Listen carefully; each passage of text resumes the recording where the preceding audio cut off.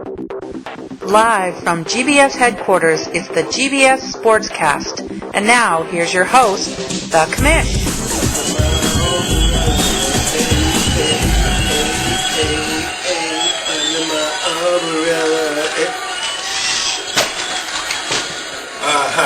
Hi everybody, welcome to week 7 of the GBS Sportspage.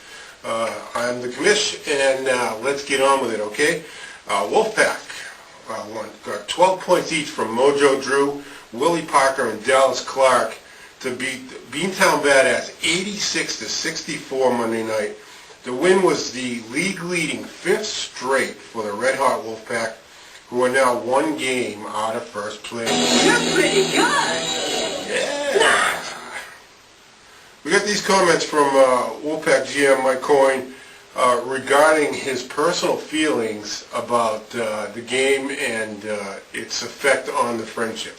There comes a time in every friendship when you have to say, I never liked you, get lost. Yeah, all right. First place Dutchman, Flying Dutchman, gave the Slackers the old Dutch oven 122-88. This is quite the beating, huh? Well, I haven't seen a beating like that since Rodney King. Yeah. Dutchmen solidified their first place. Slackers dropped their third straight to fall to 4-3. Tom Brady and Wes Welker have combined for 74 points this week for the Dutchmen. That's 130 points between the two of those guys in the last 2 weeks. Dutchmen face the Buckeyes, Killer Buckeyes next week. JW seems to be back. We'll talk more about that later. He hopes JW still doesn't have a computer because he doesn't have a team. His words, not mine.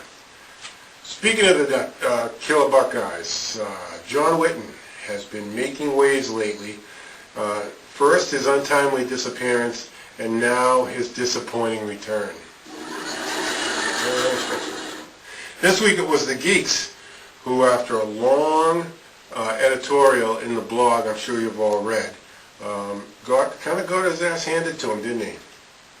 Just when I think you've said the stupidest thing ever, you keep talking. That seems to be the consensus for the Geeks. They fell victims to the Buckeyes 109-64 behind a 27-point performance from Ben Roethlisberger and 30 points from the Killer Buckeyes Seattle defense. In fact, this game was all defense. The Geeks' high scorer was also their New York Giants defense with 24 points. Adam, when asked by the sports page about comments, Adam had this to say: I should have kept my big blog shut. You didn't hear this from me, but reliable sources tell me that Witten purchased HGH at the start of the season. I know, it's crazy. He's also rumored to be interviewing for the manager job for the New York Yankees. No? Oh, really? That's a surprise, too. Okay. Witten came back with some words of his own. Everybody can kiss my Irish ass. I still won 2 games without touching my lineup. Yeah, big guy. And then he had something a little more serious to talk about. Every year, I look forward to you bunch of assholes getting together and talking smack.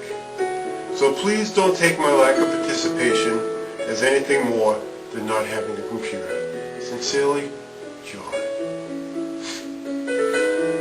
I'm going to collect myself. We'll be back right after this message.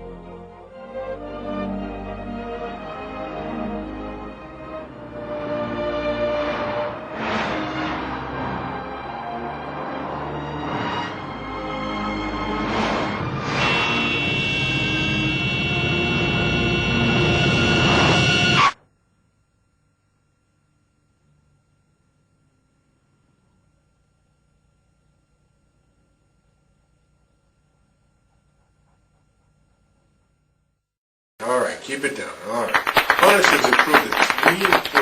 Wow, that's great. Yeah, that's great. That's an improvement. All right. Jeff Garcia and Marshawn Lynch led them to a win over Matt Schaub and Black Label Society, 74-69. Schaub went out early with a -2, had a little injury going there. Anquan Bolden had 14 points for Black Label in the defeat.